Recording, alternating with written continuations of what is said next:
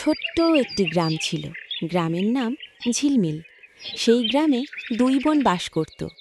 বড় বোনের নাম ঝাদিয়া, ছোট্ট বোনের নাম ভারিয়া। একটা মাটির ঘরে টিনের চাল, মাটির দেয়াল, ফাটা ছিল। আর তাদের বাবা মা কেউ ছিল না। তারা এতিম ছিল। বড় বোন একটা ফলের ব্যবসা করত। ফারিয়া, তুমি ঘরে থাকো, আমি বাজারে যাব। তুমি ঘর থেকে বাইরে যাবা না। তোমার জন্য আমি ফল বিক্রি করে চকলেট কিনে আনব। আর ঘরের চাল ডাল আনা লাগবে। ঘরের চাল ডাল নাই। ঠিক আছে সাদিয়া আপু, তুমি বাজারে যাও, আর আমার জন্য চকলেট আনা লাগবে না।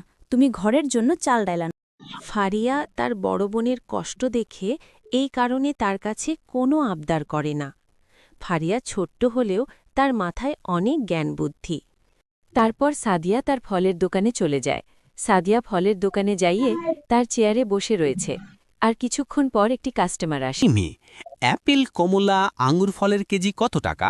আপেলের কেজি 200 টাকা, কমলার কেজিও 200 টাকা, আঙুর ফলের কেজি 300 টাকা। আপনাকে আমি কি ফল দেব? আমাকে 1 কেজি আপেল দাও, আর 1 কেজি আঙ্গুর ফল দাও। ভালো দেখে দিবা, কোনো পচাটা দিবা না। তারপরে সাদিয়া কালো একটি বাজারের ব্যাগে ফল ভরে দিল। ফল ভরে দেওয়ার পর সাদিয়া চেয়ারে বসেছিল। সব ঠিকঠাক মতন ভরে দিয়েছ ব্যাগ? তারপর ব্যাগ হাতে নিয়ে সে হাঁটতে হাঁটতে চলে যায়।